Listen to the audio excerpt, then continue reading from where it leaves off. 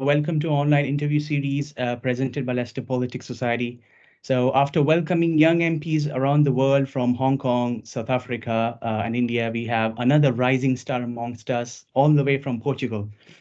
Today, we are joined by Miguel Costa Matos, who is a Portuguese MP from the Socialist Party. He was the youngest to become a member of parliament when he got elected from Lisbon back in 2019. He's an economist by training and has also worked as an economic assistant to the Prime Minister's office.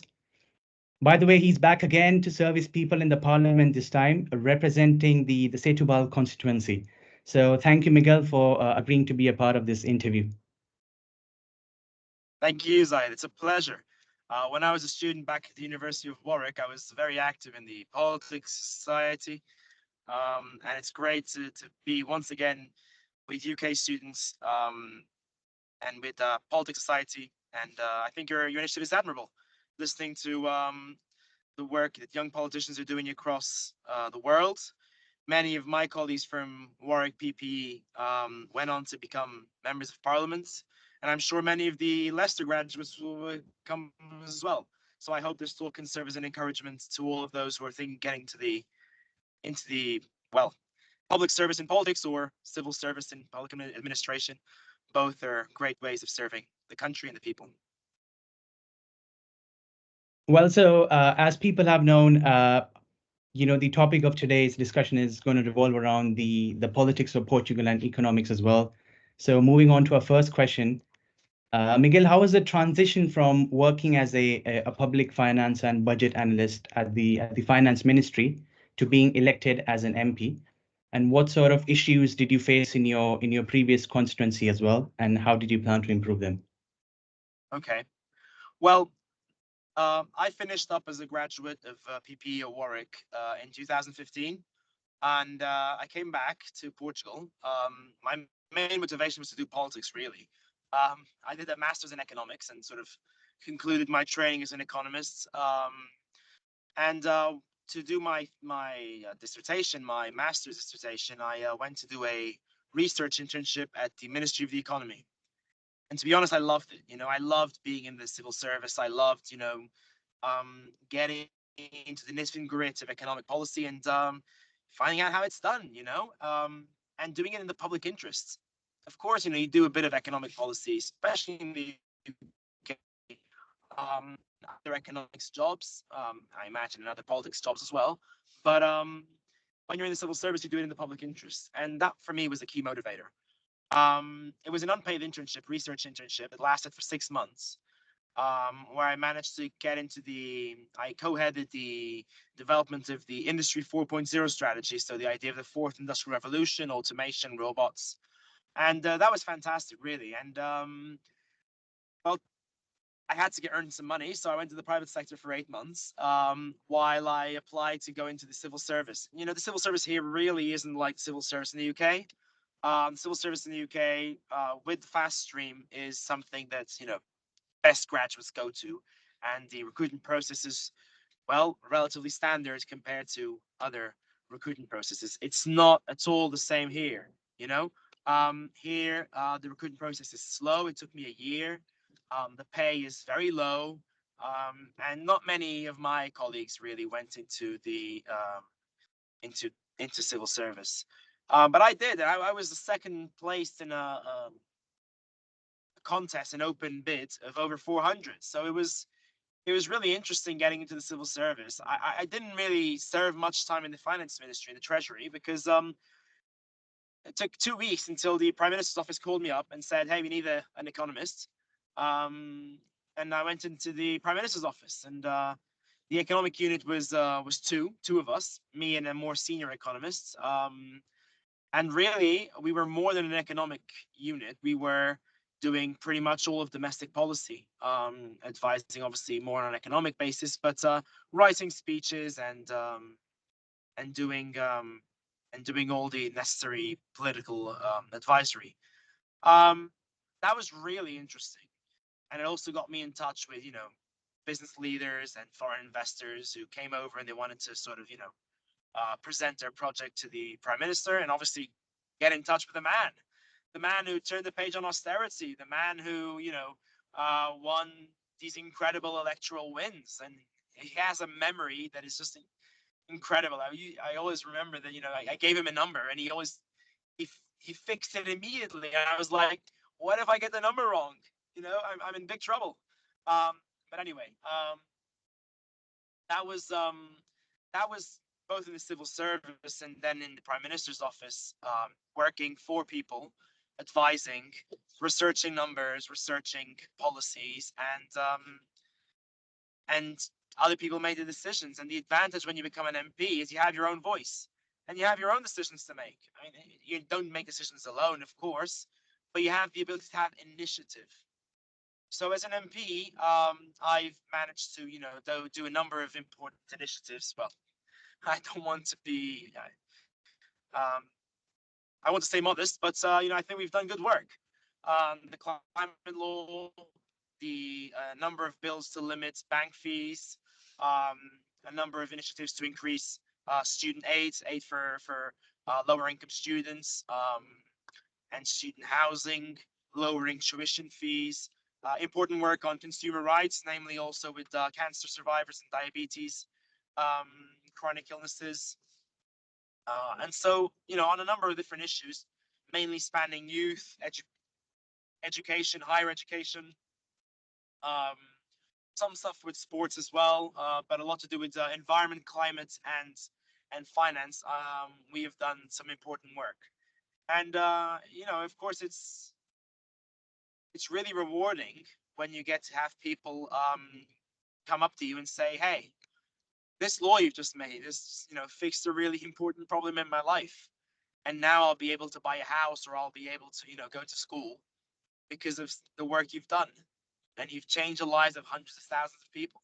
And that's the magic of politics, That's why it's worth all the toxic environment of Twitter, and it's worth the long haul of, going up the party machine to get selected and to get elected. It's worth it because you make a real difference in people's lives. And I do it all over again. Well, that's just great to hear your insights as well. It just seems like you live a really busy life, considering all the work you've done. I try and keep it fun as well. Try keeping fun as well. All right, perfect. Moving on to the second question, which is more or less, focused on your specialty as an economist. So the Portuguese economy was quite resilient during the COVID-19 period as well, when you compare that to the rest of the world. And so, from your experience, like, what do you think? What were the steps taken for that to be true? Well, we had one of the biggest slumps in COVID, because we're a very tourist-exposed economy. But we also had one of the strongest and fastest recoveries. And why is that? Well, because we had a strong policy of keeping people in jobs. When we talk about capital, we often think only about physical capital, about machinery. That's important, but we cannot neglect human capital. Human capital in these days, in the economy of the software and the intangible economy, is hugely important. And keeping people inside their jobs preserves firm-specific, task-specific, person-specific human capital. And that was in part the insight we got. It was, we need to preserve this human capital. And so we wanted to preserve jobs. We literally banned people being dismissed from their companies, from their jobs. We literally said, if a company needs to stop, they'll be allowed to lay people off, as long as they keep people employed in that company. And more than just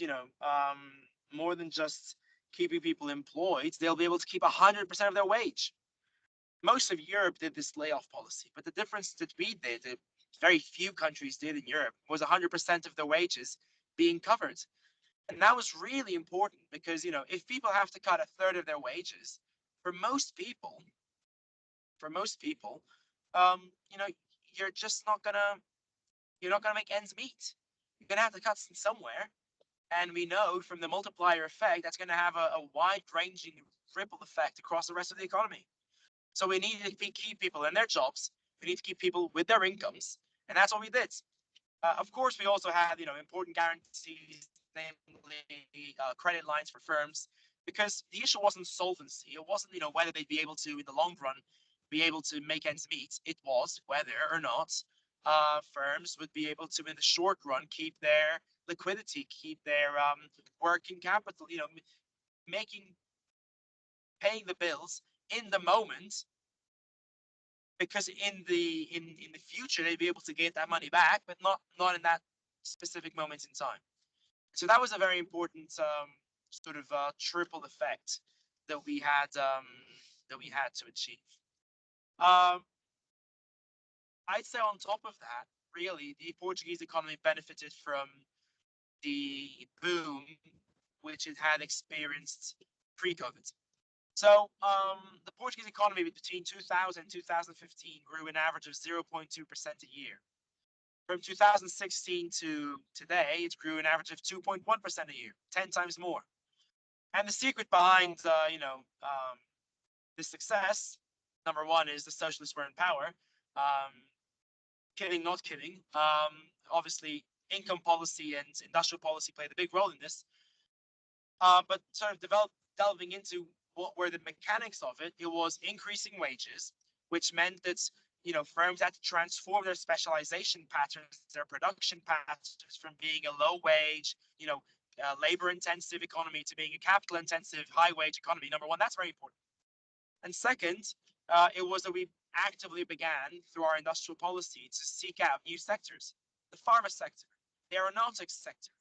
I don't know if you know, but 25% of Airbus Europe's production is going to be based in Portugal in the next few years. We already have, only in the past few years, fixed here in Portugal a number of different factories, the different component parts. Right now, there is no car in Europe that's made without a Portuguese component. And 10 years ago, we didn't have a components industry, car components industry. So really what we've done is we've chosen the sectors which make sense considering our current specialization pattern. We've looked at the context costs. So we've looked at some skills. We've done really good training centers. We've made sure we've reduced early school leavers. We've improved the quality of schools. We've made specific and targeted investments on infrastructure. So, industrial parks, ports for shipping, railways, and that has really activated foreign direct investment, which has grown far beyond the pace we've seen in other countries. And so, I'd say it's a combination of both. It was, it was smart recovery policies, and it was the continuation of this economic transformation. It's really, Paul Krugman called it an economic miracle. If you're a believer, it's a miracle. But really, if you're a believer or not in miracles, it's based on good policies. They said that we wouldn't be able to do all this. I mean the right wing, the opposition, said we wouldn't be able to do all this with a balanced budget. And guess what? It was precisely growth. It was precisely the fact that we increased wages that meant that despite cutting taxes, we had higher income tax revenues. We had higher growth. We had lower spending. And that is precisely the sort of, change in mindset, which I think other countries can learn from.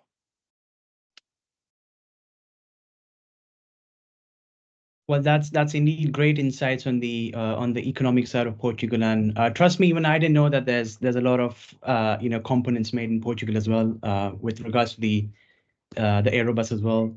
So that's really interesting to know about that.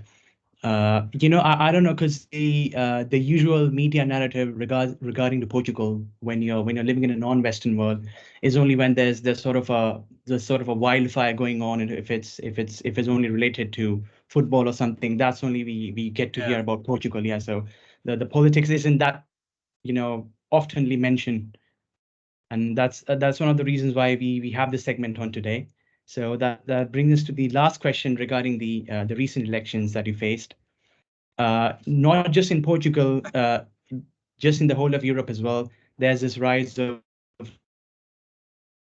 being populist political parties emerging, similarly to that of the Chega party in Portugal. And it looks like they've taken more of your seat share in this election rather than the previous one. So what are your thoughts on that? Yeah, well, look, first of all, we lost. We had 42% in the last election. Now we have 29%. I mean, it's not a terrible loss. We tied with the centre-right coalition. They predicted we had low 20s and we got 29%. We only have 2 fewer seats than the centre-right coalition that's going to lead the government. So, it's not too bad of an election defeat comparison with the others, but it's a huge step down from what we had just 2 years ago, which was a historic win. But anyway, look, the big surprise is, yes, centre-right didn't manage to capture this people's desire for change. And people who wanted change, namely people who came out to vote who didn't vote before, voted for the far-right party. And that's really what's concerning. We had liked to imagine that Portugal was some sort of an exception in Europe where people were not xenophobic, people were not, voting for the far-right parties. But guess what? Of course, we have all these same issues other countries have, and more. We have a huge corruption perception, probably higher than is the real, that is real corruption. But we have it. We have it. So I mean, we're gonna need to fix it. We're gonna need to fix it. We're gonna need to fix this perception in order to change people's willingness to vote for the far-right party. Have you got any sort of message? Because I know in Leicester there's a huge amount of Portuguese students who turn up to study for like various subject areas. So have you got any sort of message for them? Like what sort of things that you can improve probably until the next election or so? So I'd say we need to really, become more serious about fighting corruption. We need to become more serious about fighting corruption. We need to look at housing. That's a really big issue. Really big issue. And we need to continue the work we've done on wages. So look, Portuguese young people are leaving our country in quite high numbers because they get paid more as a bartender in Leicester than they'll get paid as an engineer in Portugal. I mean, go figure, it's normal they're leaving. The minimum wage grew by 300 euros in the past 8 years, and the average wage grew by the same amount. And we know that young people's wages are growing more than the average wage, and that's fantastic, but it's just not enough. We need to accelerate this path. And we have a strategy to do this. How do we increase wages in the private sector? You don't do it by, just signing a decree. You negotiate with employers associations and you create incentives, tax incentives and financial incentives. And that's what we did. We had an agreement to increase the average wage to 1,750 by 2027. The new centre-right coalition, they want to postpone that objective until 2030. I hope they don't manage to do that because they don't have the majority in the parliament to do that. We really need to increase wages and solve the housing crisis. And I think if we solve people's lives, if we improve people's lives, and if we give them answers, if democracy gives them answers, then they won't vote for parties that want to, turn democracy, all the way around, with their toes in their head. Come on. We need to make democracy credible. And that's our challenge. That's our challenge. On the 50th anniversary of the Carnation Revolution, we need to look at why people just aren't believing in democratic parties and in the two main, center left and center right parties. I hope we manage to do it. Honest to God, I do. I think we need to look at the ways in which they're infiltrating our social media. I think we need to look at the way they simplify the discourse. I think we need to have an honest look at, the issue of immigration, the issue of insecurity, which they're beginning to use as a wedge, just like they've done in the UK, just like they've done in the Netherlands and in Australia and Germany and everywhere, really. We need to look at these issues, but we need to stay our course. If we give a single inch into their narrative, we will feed it. We need to counter it. We need to say we don't have too many immigrants. We just have too little immigration, too little integration. Not too much immigration, too little integration. And that is, the sort of simple messages, we need to be able to do to make people. This is a fight for values, really. I mean, look, everywhere across the world after COVID, people had a conflicting feeling in their heads. They know they are interdependent, but they've also, they were in lockdown and they became more self-centered. We became more individualistic. And so we need to fight for the better part of us. We need to fight to grow in people's hearts the spirit of solidarity, the spirit of interdependence, the spirit of community. And that's a real challenge. That's a real challenge because, the spirit beforehand had been a spirit of entrepreneurship and freedom and all these sort of things that make people think that they don't need each other. They don't need a welfare state, but we do. We do if we want to have equality of opportunities. We do if we want to avoid pandemics and climate change. We do if we want to foster economic growth. And that's a challenge, really, in the coming years. And so, look, we're heading off to opposition, and we're fine with it. Now is this chance for the right to prove that, they can get stuff done better than we can. We did our best. Of course, there are lessons to be learned. There are stuff to do better and issues we couldn't resolve. And we're going to the opposition to learn those lessons and to come back with a stronger policy package and with some lessons learned and with, a renewed party to win back trust. And that sort of renewal is, I think, what people need in order to not vote for the far right. But it's not just us who will need to do some reckoning because, hey, in our worst moment, we had the same result as the center-right coalition. Really, it's the center-right coalition that needs to do some reckoning with why they haven't been able to gain back those voters. We'll see. Tough times ahead. Well, I do hope you guys make a sort of a comeback in the next election. Hope you strengthen your narrative and the sort of democratic principle in Portugal as well. Thanks, that's very kind. And that sort of brings us to the end of today's online segment. Thank you all the viewers for turning up. It's been a pleasure to host you, Miguel, and learn some key issues in the politics of Portugal. I wish you all the very best for your future endeavors, and thank you for sharing your precious time with us. Thank you. Bye-bye.